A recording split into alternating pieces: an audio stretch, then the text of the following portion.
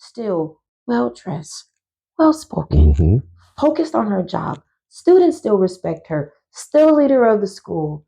Amazing. And Miss Terrell, all of them, they all embodied what I wanted to be. And now in hindsight, my mom truly was.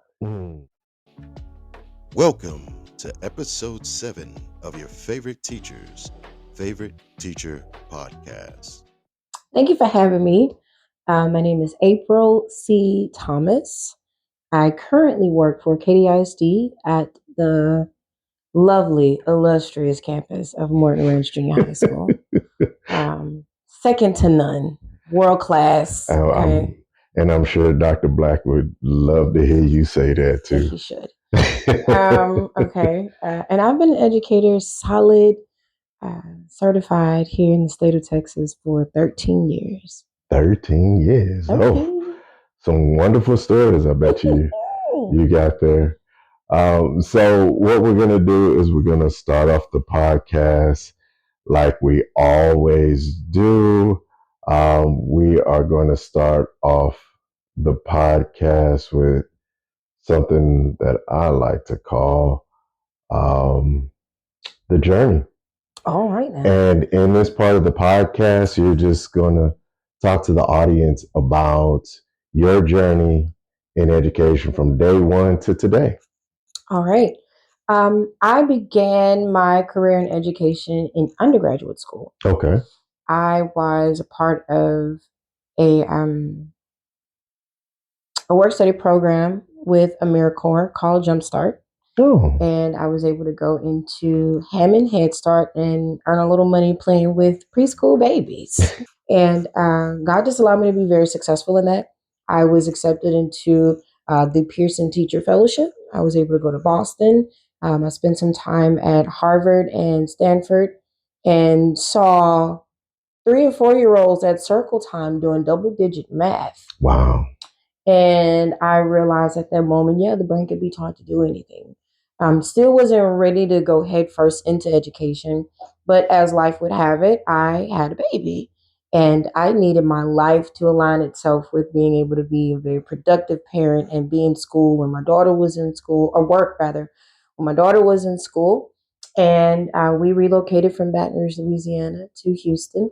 But before doing that, I was subbing with East Baton Rouge Parish School District. Uh-oh. And that's when I found my first favorite teacher, right?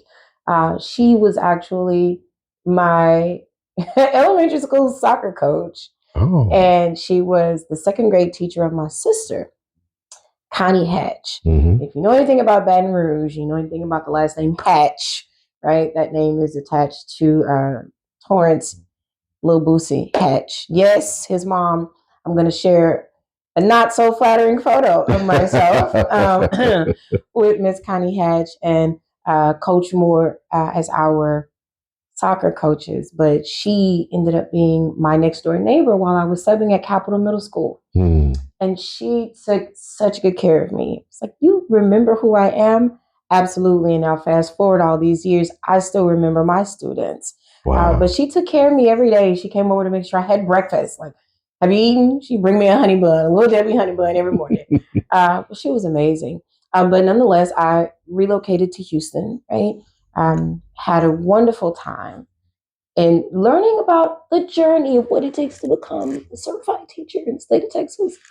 It was not easy, but I went through, it was not easy. No. But I went through the alternative certification program, ACT Houston. While I was working on my alternative certification with ACT Houston, I had the pleasure of working under Michael D. Harrison at Marshall Middle School. And he was amazing. This principal stayed after school and did after school detention. Wow. Okay? And he would have the kids in his office. And they had a long pledge that they wrote. You went home and still did your homework. Mm-hmm. But after school detention, you had a pledge that you had to write. And it was long. It was probably like 9 pica font. And it was single space. Wow. And they had to write it. Mm-hmm. And he sat at his desk. And he worked while they wrote in silence. It was one of the most inspiring things I had ever seen. I'd never seen a principal do that. Mm-hmm. But nonetheless, I learned a lot about just being a professional in the world of education as a Black woman. Mm-hmm. And when I was able to pass my certification test, again on the first try, he promised me, he said, when you pass your certification exam, I will give you your first contract. Oh, wow. And was true to his word. I passed it that March or April, a long time ago. And he immediately put me on salary, and it changed my life forever. And I've been able to, thrive in education by the grace of God, and be there to support my daughter. And it's been a pretty wild ride. I left HISD because life just pulled me in a different direction. And I begged my principal to leave and go with me. Like, who does that? I was like, please. And he was like, I can't do that. But I support you no matter where you go and what you do. He's gone on to be a published author and is no longer a principal, but wow. He's still amazing and is still a mentor. But I made my way over to A-Leaf. I was there for 8 years at Kilo Middle School. I'm very much so a loyalist. I don't like to move around. I was at Kilo for 8 years under Brian Brown. And then, oh God, say the man's name. I can see his face. Oh Lord, why can't I say the man's name? He made history. So I left HISD and I made my way over to Kilo Middle School in A-Leaf ISD. I was there for 8 years. I have always been in reading language arts. I've always been a writer. Always been a writer. In elementary school, I was writing poetry. Throughout high school, I was writing poetry. So it was no wonder for me. It was just a no-brainer. Often felt like I should have gotten a certification in science because I love science. Music is also there and not still far away because I play the piano, I sing, I write music. But nonetheless, went over and worked in A-Leaf under LaShonda Renee Hopkins for a considerable amount of time as my instructional coach. And still a lot of wisdom there. Taught me a lot about, being a leader, how to be a good collaborative teammate, and what PLCs truly look like, what a PLC campus looks like. And then as time would have it, COVID came. And COVID was a reset, right, for a lot of us. And I was in a transition in my life. I was moving further out west, getting out of the city. And I moved over to Katy ISD. And that's where I met Mr. Stubblefield. And he saved my life a lot. I did not. Okay. I did not. Listen. Okay. I mean, shooting from the hip most days. And he would be like, hey, you got to put your guns away. He saved me in a lot of rooms. He fought for me in a lot of rooms too, for me to just be able to just be here having this conversation. It's still a testament to God's goodness, His mercy, His favor, His provision, His providence, having people go before you, having them in place to protect you from you. Okay. Yes. That's why he was there at Wood Creek Junior High. All right. So I spent 2 years at Wood Creek with Carla Beek and Mr. Stubblefield, and of course, Dr. Lowry. And again, people are there to protect you and give you wisdom. And now I'm in Morton Ranch with Dr. Black and Ms. Holman. And I'm telling you guys, it has not been a dull moment. As a middle school teacher first, can we just say that? Well, middle school. Here's the thing. I think this has been the theme of this podcast so far. Middle school people, anybody that teaches middle school is a special kind of person because those middle school kids, they are totally different. They are babies who grow into bigger babies. Yeah. Because I heard a counselor share it like that, and I feel like it's a very good way to say that, right? They go from, being very emotional to being overly emotional. Yes. And they're just bigger, and their emotions are bigger, and what they say is bigger and louder. I mean, the language is more colorful, and it takes us who walk in a little more emotional intelligence than them. Shout out to all the fully developed brains in the room, right? It takes us to show them healthy ways to walk through those really big emotions. So that's just my journey in a nutshell. Providence. People going before me to give me an opportunity, to trust in me. Even me getting my Texas certification. I was studying at church one day, and the church accountant came through, and she had saw me studying for a Right. while. And she asked me one day, she said, "Are you ready?" I just said, "Yeah, I am." And she paid for me to take my certification Oh, test. wow. She seeded my efforts. Look at that. And I'm telling y'all, even to today, she is still very active in my life. Every week we talk. Most Sundays we go to lunch. But yeah, God has put people in your life to go ahead of you to truly lay a path for you, to forge a path through for you. And so I'm super grateful for that. So thank you. And the beauty is all we have to do is just follow it. Like we were talking about earlier, it's there for us. We follow it. And even though it may seem like we're not doing the right thing, it comes back and it shows us that we're on the right path. Most days, you don't feel like you're doing the right thing, especially teaching middle school. Oh, yeah, middle school. The punishment I've signed up for today. Okay, let me just thank God for the breaks. So true.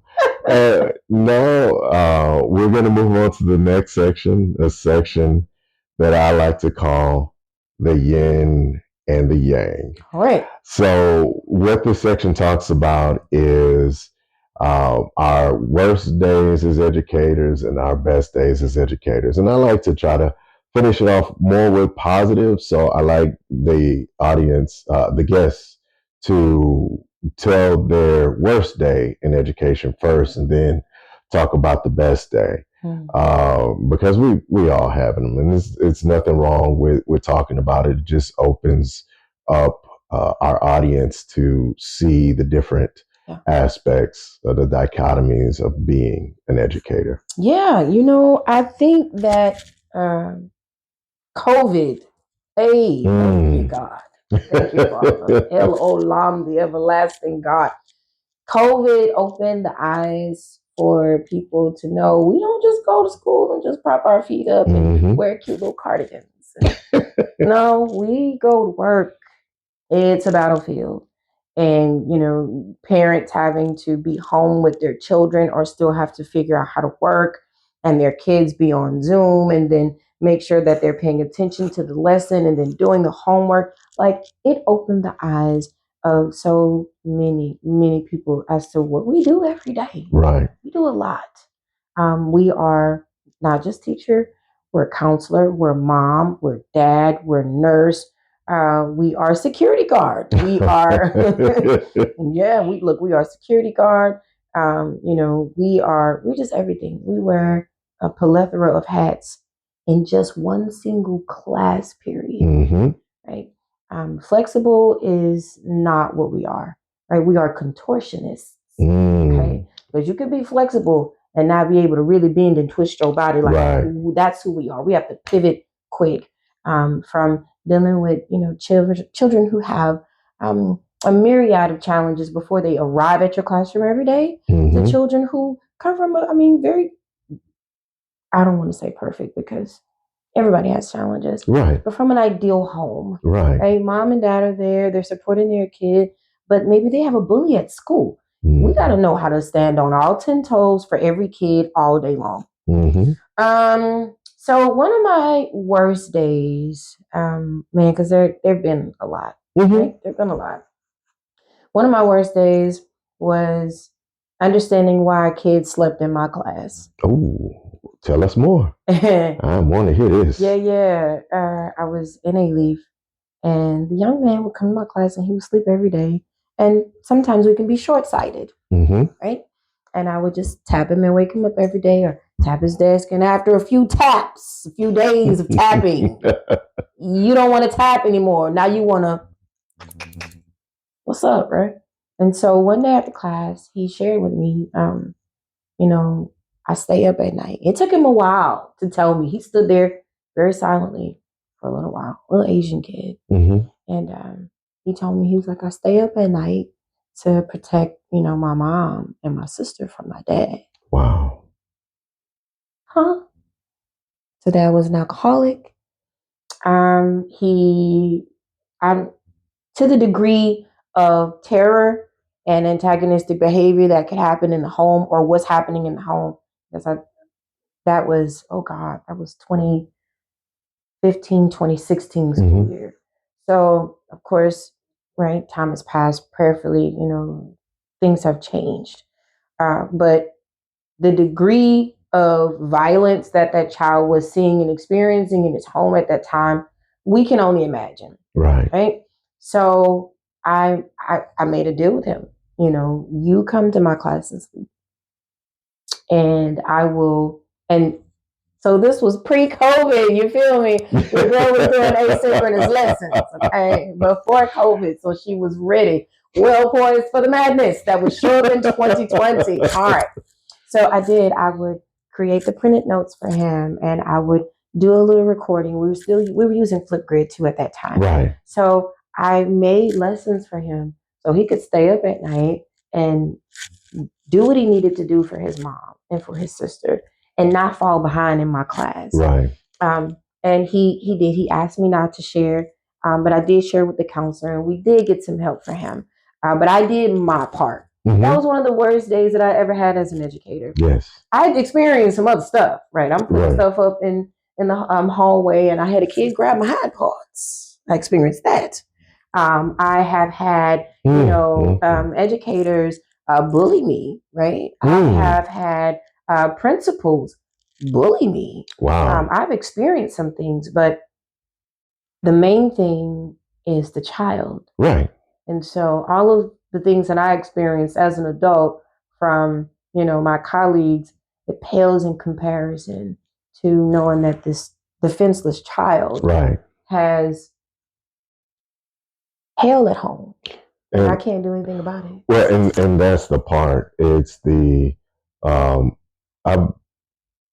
don't care if it is a quote unquote what people call a bad teacher or an excellent teacher. Like, everybody's here to be there for their students, and to understand the innocence of a child and know that they have to go through that. Like, that tears at who you are as an individual, because at the end of the day, with the regulations and the rules that are in place, like, it hinders you on so much that you can do. I remember there was a young man, when parents don't give their kids names, it's baby boy, baby girl, the hospital assigns that. So I had a student that was his name, baby boy. And a lot of stuff that he was going through in his life, like, I wanted to say, you know what, son, I understand you're going through this. Let me bring you into my home and show you what it's like. But because of the laws and stuff that are in place, I can't do stuff like that. But to watch the young man go through what he was going through, not having food, sleeping on a park bench, stuff like that, it's hard. It's hard to watch that stuff. Those are really hard days for us as educators, and hopefully somebody will come up with something to ensure that we can help and do more than what we do. I had a teacher mentor, Angela Raines. Love her. Angela Raines over at Marshall Middle School. Right? She taught me how to support them in a way where I would not get into much trouble, if any at all. Right? So again, the wisdom. So she would have, just like if you have ever been part of a ministry that, went out and, did things for the homeless, right? We have little care packs created. And so she taught me how to keep care packs created in my classroom. Awesome. It would have, like the little travel or trial size of like deodorant, some wipes, a toothbrush. It would have some snacks in it, right? Even if it's just like a cracker pack and like some like what are the things called? Like the little gummy fruit, the fruit snacks. Yeah. So I can't stand them. The kids love them, so that's why then it's not readily available. Like, what is that thing called? Oh yeah, that. So it would be in a Ziploc bags, especially for the young girls, right? Because even now in the nurse's office, like feminine products for them. Like the need doesn't go away. Right. The need just grows every year. Right. Because when you look at the state of the family, right. When you look at the state of the constituent, that is what's coming into your school. That's what's coming into my classroom. I got to be concerned about the whole child. So although, right, I wanted to do the same, like bring some of these kids to my house. Like there was even one time, like the doctor was like, you got to stop. You're on your way to having an ulcer. Yeah. You have to stop. Yeah. Because you cannot save them all. I don't care, April. You can want to all you want to, right? People in hell. Okay. Wise what? Yeah, they do. You want what you want. But you can't do it. Yes. You have to know your limitations. And that's probably, a good segue into, my best days. Right? I know my limits. And I know that I need help. It takes a team. You need to be humble, right? And I don't mind saying, hey, look, I don't know what I'm doing. I need some help. I don't know what I'm doing. This parent is, I am, right? Right. And so this was just recently, actually, when I lost my dad. Yes. I lost my dad November 11th. And so right as we're coming into the Thanksgiving break, right, everybody is like, hallelujah, we're about to get a week off because we're tired by November. And I had been back and forth to Baton Rouge every weekend. I remember that. I'm at a new school, right? I'm learning, the community. I'm learning my colleagues. I'm learning my administrative staff, the instructional leadership teams. I'm learning all of these things, all of these people, the ways in which to live on the ranch. And the ranch. Yeah. I love it. Yeah. The ranch. That's awesome. Yeah. It's a great day to have a great day, and it's a great day to be a Mav, right? We win at the ranch. Okay. And that phrase, right? We say it every morning. It is ingrained into the fabric of my being now. And I've actually seen it manifest as true. Right. So in the midst of me going back and forth to Baton Rouge every weekend to take care of my dad, I'm knowing that now we're arriving toward the end of his life. And every day, someone at school is, what do you need? What do you need? And I told Dr. Black, I said, I arrived at the ranch at the right time in my life. I couldn't have got here at a better time. Yes, ma'am. I've never felt so supported. Whether even the nurse came by, she said, listen, if you need to come to my office, I have a whole bed here.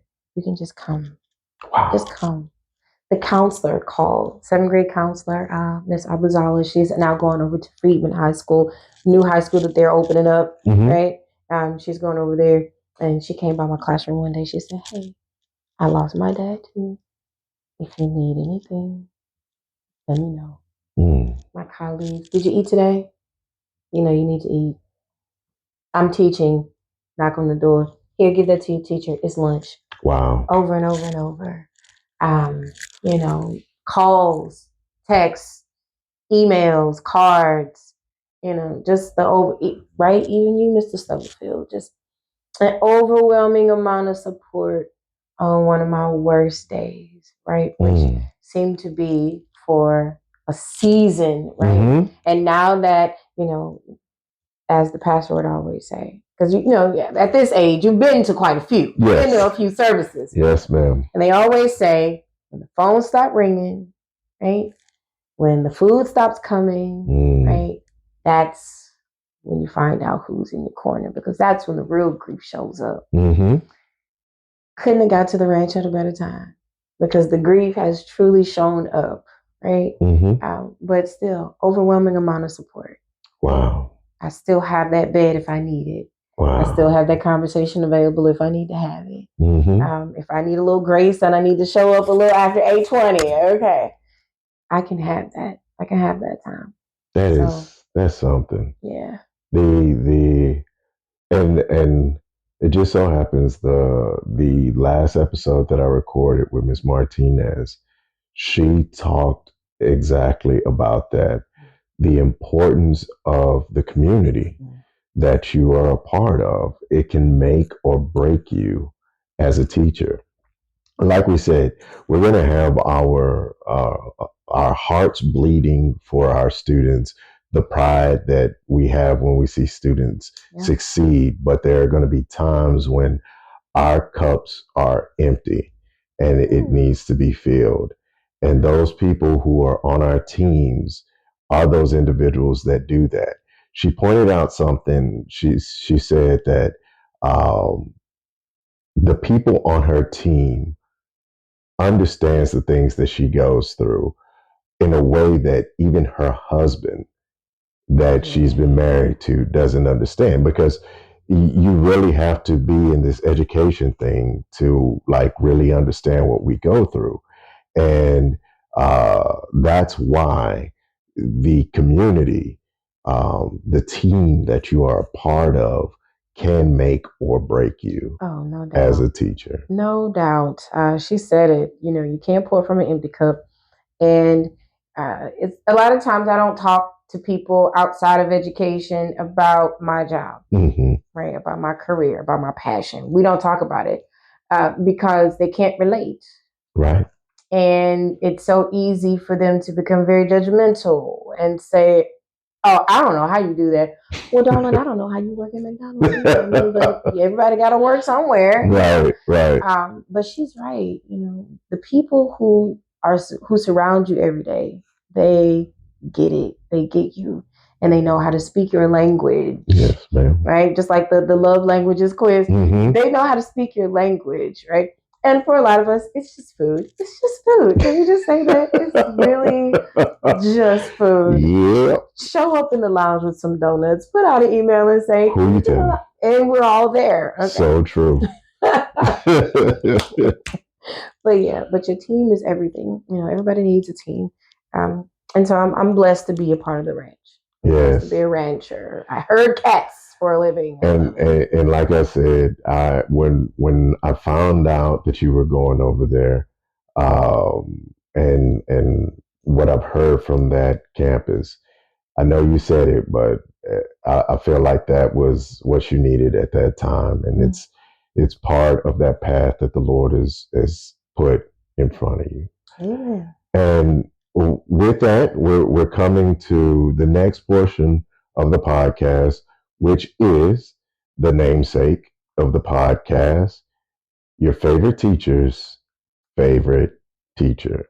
Now, we already know that you are a bunch of kids' favorite teacher, but okay. This is the thing. We want to know about your favorite teacher, who has left an impact. And I know you talked about it at the beginning. Explain to the audience why this teacher has impacted you so, and what it is about them that has left this lasting impression this many years later on you. All right. So there are two. Okay. Right? There are two. Every teacher leaves an imprint on your soul. Every teacher. And so we should not take it, or carry what we do as educators so carelessly, because we are leaving imprints on the souls of children. And they're never going to forget it. I remember the great ones, just like I remember the horrible, right? The deplorable. I remember them vividly, right? I know I look young, but I am from an elementary school time in the early 90s when you could get your butt whooped at school. Okay. even those teachers, right? And that's the era of Connie Hatch. Connie Hatch, she was not ever given the privilege of spanking me.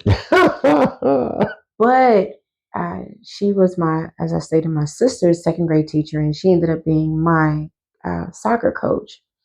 And the way that first she carried herself as a Black female was inspiring. My mom was a stay-at-home mom, and sometimes you can be real short-sighted, especially as a kid, because you don't know what you don't know until you find out you don't know. And sometimes that revealing or revelation doesn't happen until you grow and go. Okay. But mom was a stay-at-home mom, and I would go to school and I would see, Connie Hatch, and I would see Miss Henry, and I would see Miss Triggs, and I'm like, I want my mom to look like that too, right? And so I just naturally watched her. I stared at her. I listened to the way that she spoke. I listened to Miss Jack. I listened to the way that they talked to the other Black girls and Black boys. And I'm like, oh, I want all of that. I want to be all of that, because it was very blunt. It was very matter of fact, but it was encouraging and it was inspiring. And it was always a seed to remind you of who you are and not to sell yourself short. So to grow up and then be in education and still remember her, and not knowing that I was going to be next door to her, and she comes in the classroom, I was like, seriously? She was like, hey. I was like, oh my God, how are you? And I mean, it was just an amazing experience. But even then, still well-dressed, well-spoken, focused on her job. Students still respect her. Still leader of the school. Amazing. And Miss Terrell, all of them, they all embodied what I wanted to be. And now in hindsight, my mom truly was. Right? Wow. So what, she didn't show up to someone's office or classroom, right, in a 3-piece suit and heels every day. She still spoke with power and purpose and planted seeds and modeled for us what you do with a little, you can make a whole lot. She raised all of her children well. All of us are very successful. And so I appreciate what I saw in Miss Hatch and so many others. Now knowing that I also saw in my mom, and that's why I love them, because I got it at home first. Yeah. I got it at home first. So it's easy to recognize. And the other, outside of mom and Miss Hatch, Miss Triggs, Miss Jack, Miss Henry, Miss Terrell, was a man. Was a man. Okay. Mr. Lumark Gully. Mr. Lumark Gully was my freshman year. He was, freshman and sophomore. Band director at Estroma High School in Baton Rouge, Louisiana. Okay. And on the reservation, Mr. Gully brought his love of music, especially jazz, marching band, but most importantly, structure and pride in what you do, because your work will speak for you. He graduated from Jackson State University. He marched in the band over there under Director Kendrick, who, things come full circle, I have the pleasure of working with that band director's sister over at the ranch. Oh, really? And I shared this story with her as well. And she pulled out pictures and she was like, I'm going to call my brother. And called her brother and told him about my story and told her Lumark was one of my favorite students. Remembered who he was. And I'm like, of course he was one of your favorites. He's everybody's favorite. The man could play any instrument. Wow. And turned out some of the most amazing musicians. Stephen Dixon is right now, he's getting, I want to say, his double masters in music. He's played all over the globe. Jordan Dixon, his brother. Oh God, so many of us, right? I still, again, I play the piano today. My daughters are both musicians. So his legacy continues to live on. But I'm telling y'all, there was something about this man. When he walked into the room, he didn't have to say anything. Just walk in the room and everything stops and all eyes are on him. You know, he carried himself with a sense of respect that it didn't matter if you didn't respect him. It didn't matter. He was giving you none of his energy. right? You weren't going to have the opportunity to disrespect him. He did not give you the space. Right. He didn't give you the space to take away from his prestige and his value, right? And that will always stick with me. Mm. And I'm having to walk in that evidence all the time because it happened, right? Once you come into the evidence of something, you can't deny that you're now responsible for what you learned. Mm-hmm. And so I saw it in him. So I have to walk in, hey, you can't give them the space to allow you to diminish your character and or diminish your value, right? By having you get outside of character. And again, thank you for being in certain rooms to keep me from, all right, we shall continue. So, but we were at a Mardi Gras parade, and I was a freshman, and I was a horrible freshman. Can I just say that? I was a terrible freshman in marching band, and primarily because, I thought I had a little weight to throw around. Mm-hmm. The high school principal at the time, Elisha P. Jackson, he's also deceased. He was my dad's football coach. Okay. And so I had a little legacy there. At the time, my sister was a senior. My brother was a junior. And here I come in as a freshman, and so many family members had passed through this school. So I thought, I could push the envelope some days. So I was a horrible freshman, but our class was pretty big. And so I thought that I could get out of formation at this Mardi Gras parade. Mm-mm. Not just get out of formation, but I thought I could turn around to the float directly behind us and shout, "Throw me something, mister." Ooh. With my clarinet in my hand. Ooh. In my uniform. Hat, plume, spats, boots, everything. April's turned around and the section leader is like, "April, get in line. Throw me something, mister."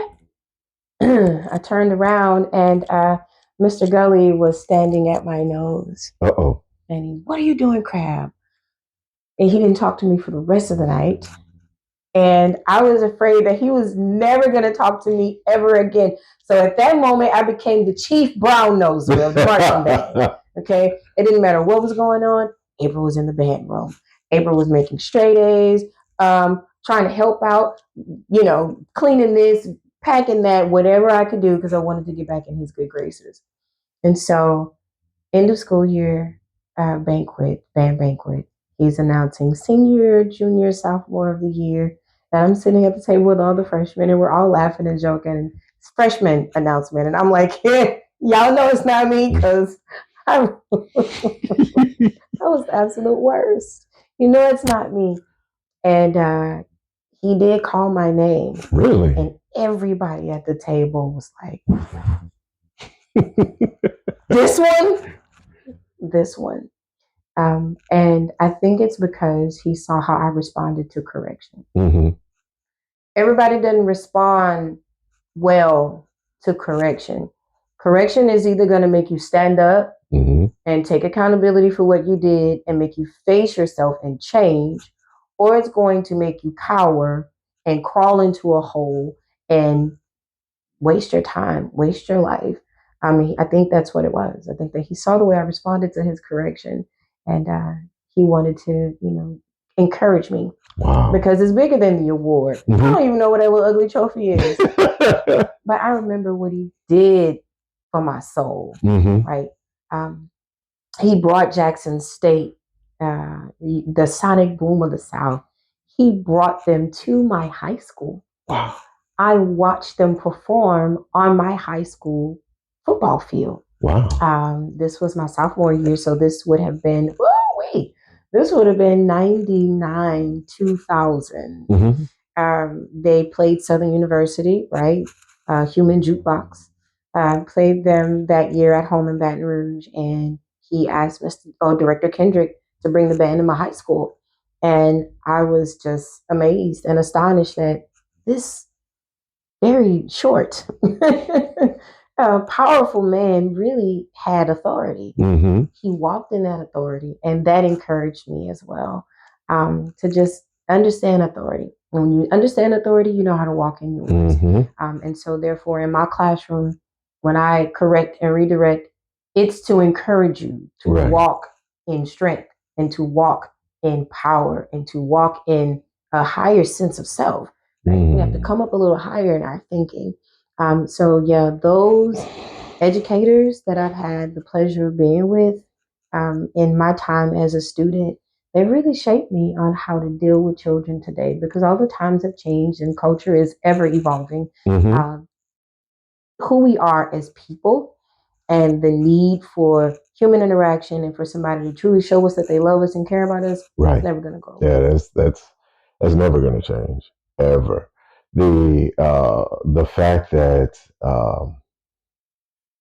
and I say this to teachers all the time, whenever you are trying to communicate or transfer knowledge to kids, the best way to do that is to model it. And for those teachers in your life to model, even and going back to the first story of the teacher, like you said that you watched them. It wasn't even an interaction where you're going back and forth with them. It's, I see this thing or this person that I like, and just based on their presence and what they do, like I want to mimic that. Right? The highest form of flattery is imitation. And yeah, quite a blessing to see myself and hear myself saying things and like, she said that. And I have a student who was my 7th and 8th grade student at Kilo so many years ago. She's now an education major at Houston Christian University. Wow. And so she's like, I want to come over and hang out with you. I'm like, any day you got time to come over and hang out with me at the ranch, you're more than welcome to come, watch me lasso in these little, kitty cats every day, because they do not listen. But yeah, I'm amazed at how they really made an indelible impression on my soul. I hear it and I see it in myself all the time. Yeah, it's I like to think that this podcast is just an homage to those individuals, because no matter who is on the other side of this camera, being the guest of this podcast, they're going to identify somebody in a way to say that I am who I am today because of that person. And we were having a conversation earlier today about Mr. Tompkins and the fact that a living legend, you know what I'm saying? And we don't give those people their flowers in the present. And hopefully, like with this podcast, we get teachers on to give the flowers to the teachers that made them who they are today. Because this profession in itself, my best friend, his mother is a teacher, and hopefully I'll get her on the podcast too. But these people don't even know some of the people that they've impacted.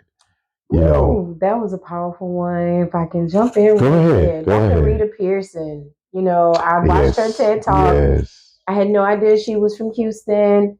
I was just amazed at watching her. And she said, kids don't learn from people they don't like. Yep. That never left me. She does not and will never know, right? Thank you, Father. But she'll never know from me directly out of my mouth, being able to sit across from her and tell her what you did for me, just saying that out loud. So when the kids vote me, favorite teacher, it's humbling. Because even Dr. Kylene Beers loved Dr. Beers, right? And she came and she, hosted the training. I was like, can you, like a young little groupie, can you please autograph my book?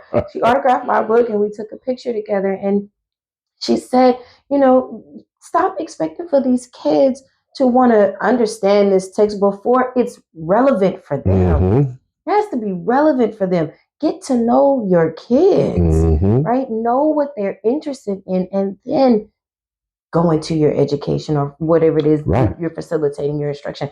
Don't bother yourself with, the framework so much. You got to be concerned with what you're trying to put into the framework. Exactly. You're concerned about the kid first. And yeah, spending time with Mr. Oberd Tompkins. Listen, first of all, like I shared with you earlier, I looked at him like my dad. I would celebrate him tomorrow all over again if given the opportunity for him to be, in my presence, for him to be willing, for him to, come and not share one time. Okay. He shared every lunch shift. Wow. With every teacher who came to the Soul Food Luncheon. He imparted wisdom.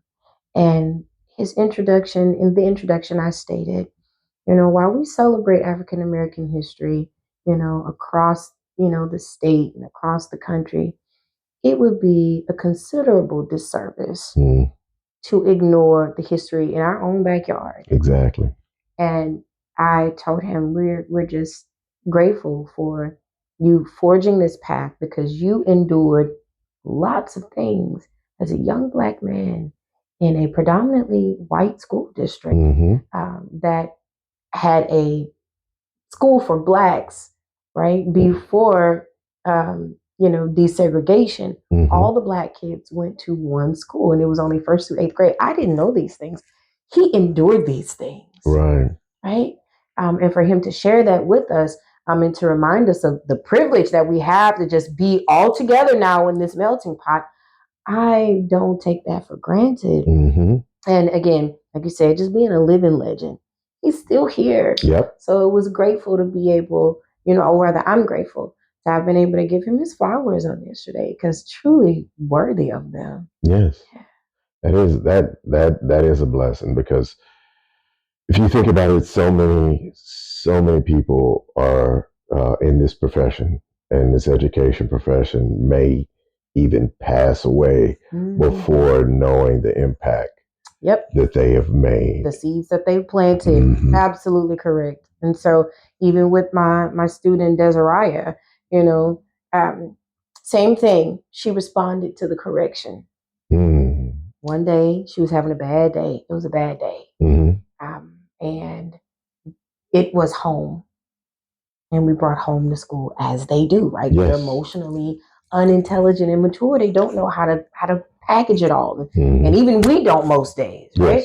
Yes. And so the bad day came to school and she was very, very, very disrespectful toward me. And this is not her. And I had to pull her out and we had to have a conversation. And it was a beautiful conversation because it was just, what's wrong? You're not you.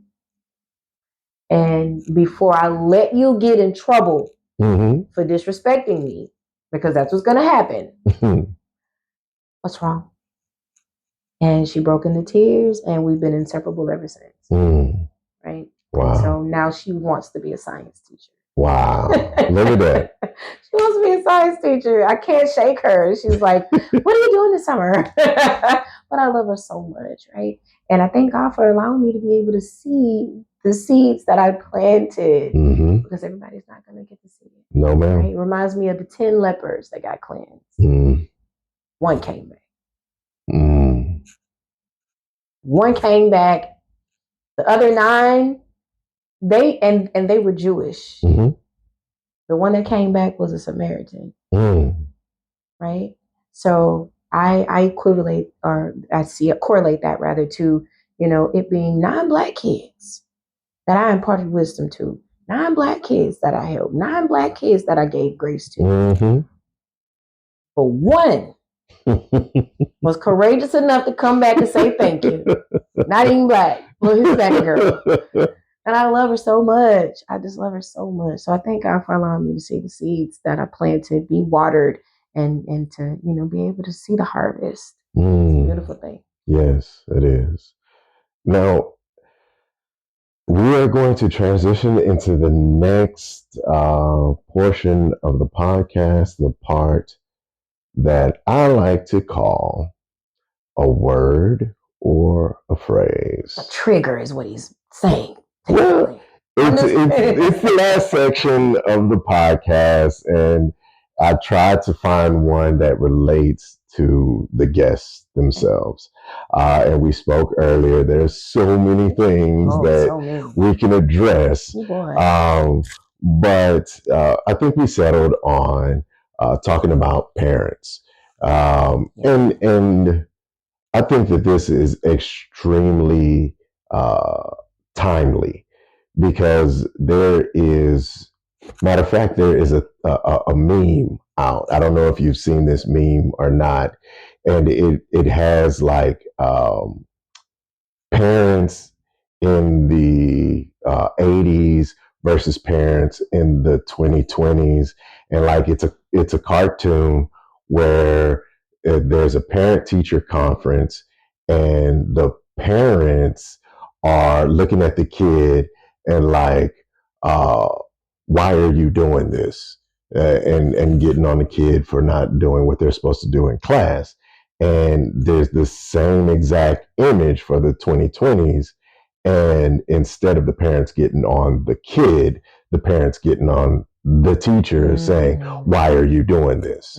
So like there's this shift of mindset of parents from back in the days when we were coming up to now.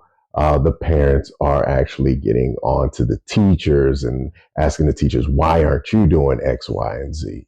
And so you picking this word parents, I think it's great.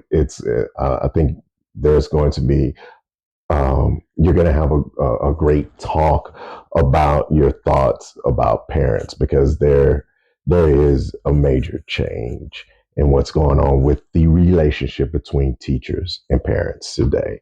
So I'll shut up and I'll let you talk about your feelings about teachers and parents. I will do my best to make it short. I'll do my best to make it short because the time has been well spent. And thank you for having me. Yes, ma'am. I'm a parent. I became an educator before I was a parent. Mm-hmm. I have been an educator throughout my daughter's life.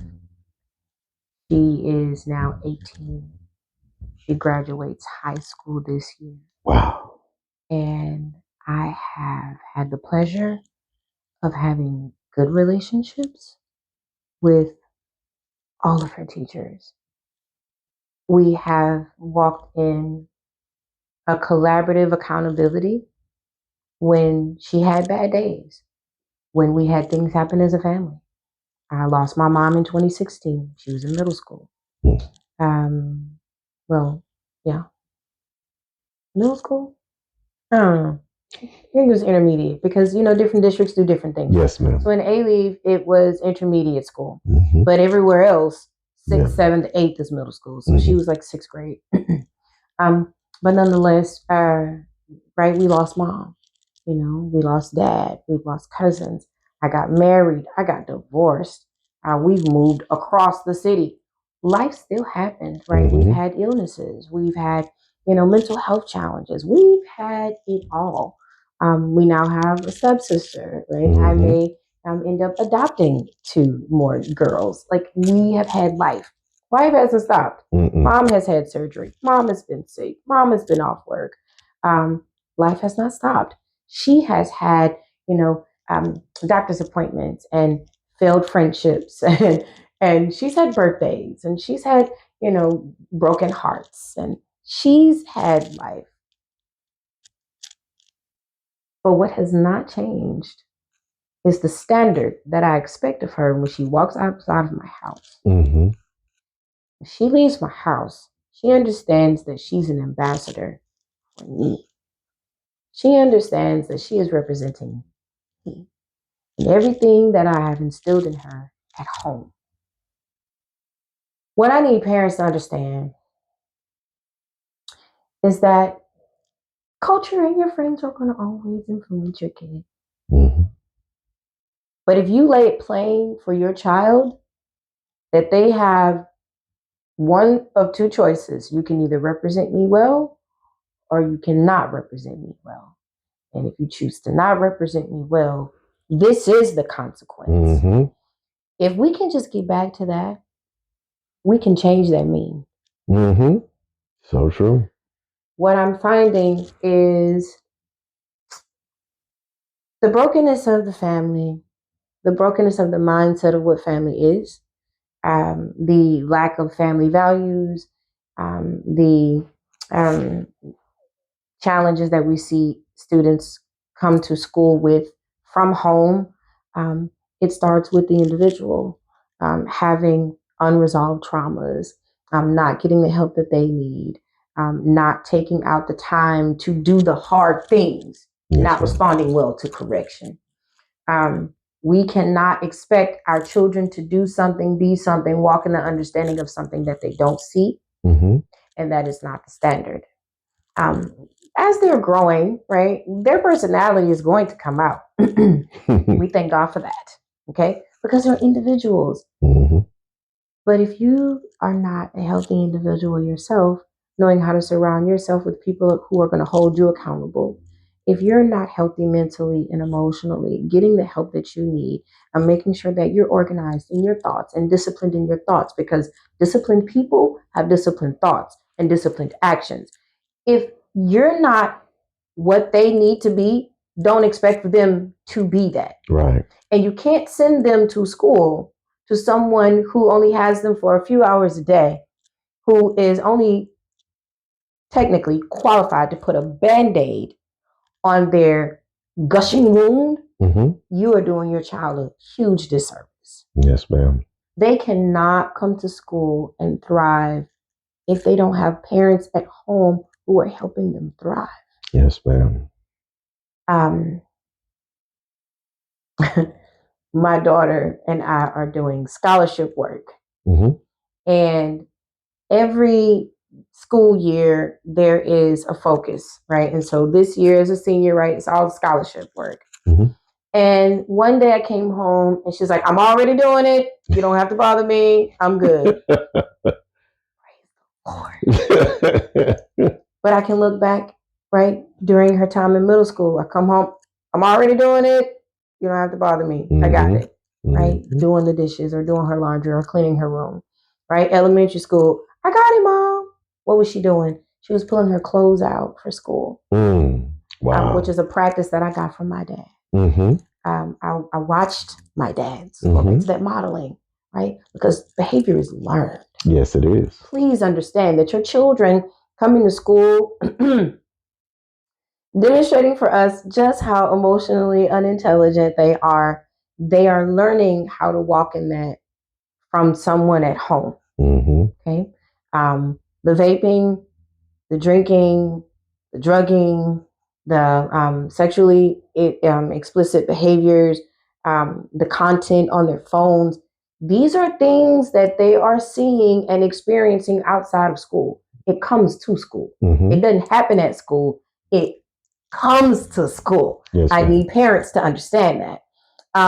Who you are does not stop at your front door.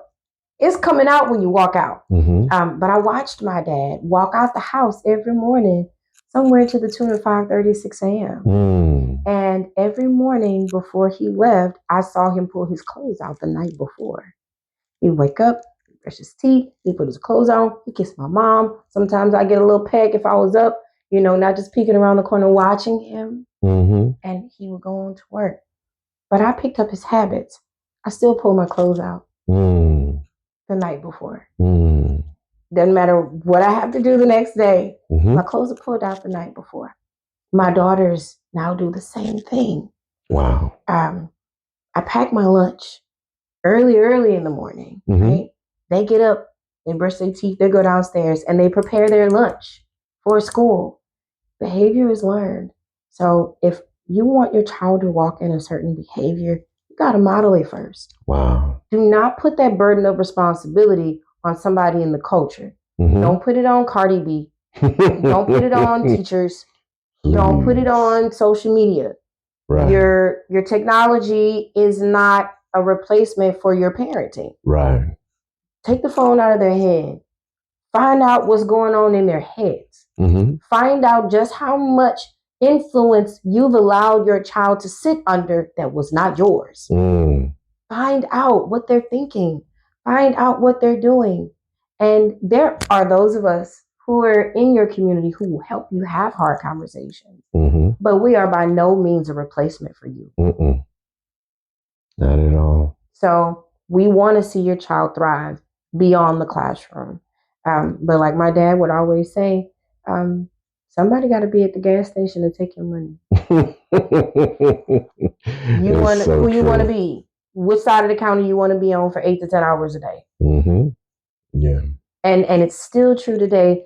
The only thing is that we're seeing a new revolution, right? Mm-hmm. Just like we had the Industrial Revolution, we're seeing the artificial intelligence revolution. Oh, this is gonna be fun. It is here. Mm-hmm. And so the labor gigs that, people could just kind of be a part of because, we just really didn't take our time seriously as, students. And, I was there. I kind of messed off a little bit in school. Mm-hmm. And God gave me another chance. He did. He gave me another chance. But those jobs are disappearing. They are. Okay. Just watched a video of a fully automated McDonald's. Mm. I worked for McDonald's when I was in high school. I ate a lot of French fries during that time. That is going away. It was fully automated. It's so true. We went to a conference at Kalahari, and the first thing that I saw was these kiosks to check people in, and I pulled one of the people to the side and asked them. I was like, well, since you guys got these kiosks, I noticed it's like not a lot of people behind the counter. He's like, yeah, since we got the kiosks, like it cuts down how many people are going to be working behind the desk. And it's like, yeah, and the advent of AI and this machinery, it's going to do away with a lot of positions. Correct, because the labor side of those positions will no longer be there, right? You need a different type of skill. You need machine learning. You need to understand cloud-based computing. You need to have those STEM skills. And I'm sorry, I forget about this mic. I'm sorry, if we're spending our time focusing on being the most well-dressed and, makeup, faces and lashes and, hair and being the most entertained generation on the planet, I need you to make sure that you explain to your child they will not be able to afford that life once they become adults because the revolution has already begun. Right. And they're not competing to, just go get a job at, McDonald's. It's not going to work out. It's not going to work out. So, well, and to me, this whole theme of this episode of your favorite teacher's favorite teacher podcast, like listening to everything you said, like the theme of this one is model. Like you modeling to that young lady that wants to be a teacher, you paying attention to those teachers and modeling what they did, and your father, like that's the thing. Our kids, and as a father, my kids watched me throughout my career in the military and what I'm doing as an educator now. And like I modeled to them what it's like to get up every morning, go to work every morning. And we've gotten a little religious on this episode too. And so like in Proverbs 22:6 says, you train a child in the way that they shall go. When they get older, they shall never depart from it. And that is exactly what you're talking about. So as a parent, we're modeling, we're showing them what they're supposed to do. And right away, we may not see the fruits of those labors, but after a while, they will have something that they can revert back to, the basics that they know from what their parents have modeled for them. And what you were saying to parents, I would like to add on to that to say, like, I was having a conversation with a teacher the other day as well, who said, you know, I'm constantly doing this with the students, and what I try to get her to understand at the same time is that yes, you are doing all of the things correctly, but you have to understand that all of the stuff beforehand was instilled in these students, and you're trying to teach them something new. It's not going to happen overnight. Nope. And the same with the parents. If you feel that your kids are on a path that you don't like or does not represent your last name the way that you want it to represent, you have to understand that it's going to take time. The prodigal son, the story of the prodigal son, you know, he had to go out, he had to go through all of this and then come back. That's the thing. Don't give up because you're not seeing the fruits of your labor immediately.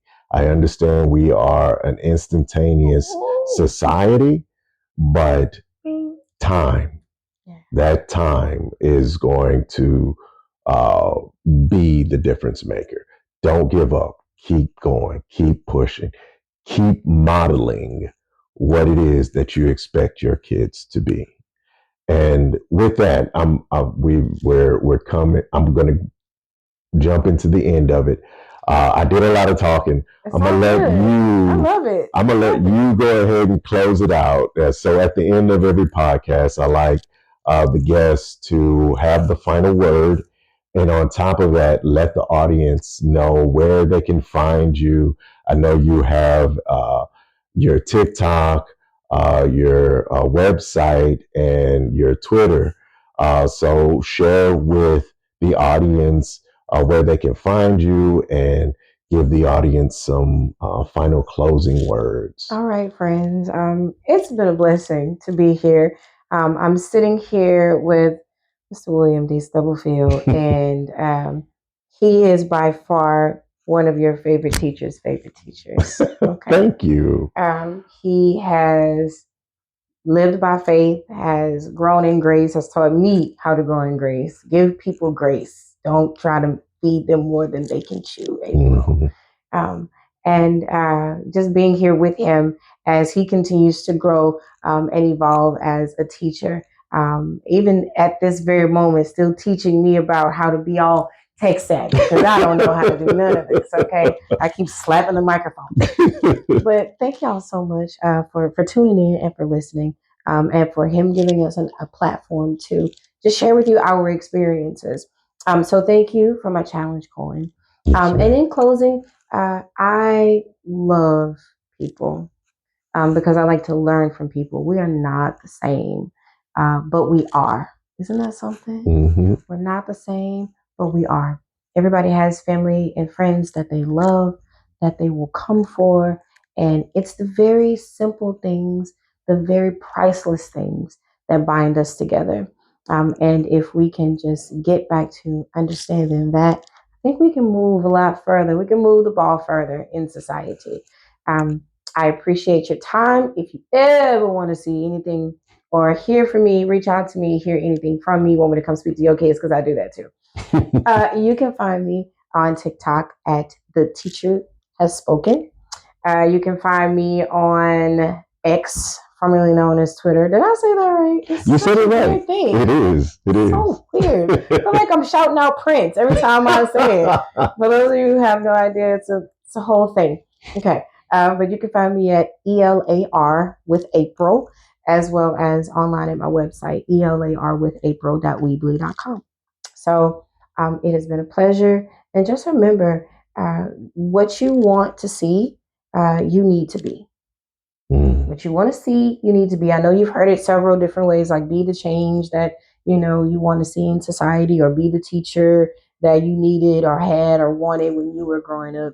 I just keep it simple. What you want to see, you need to be. Awesome. Thank you. Thank you. You're so welcome. This is so fun. Thank you.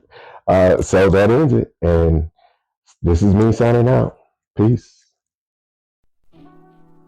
Thank you for taking the time to listen to this episode of Your Favorite Teacher's Favorite Teacher podcast.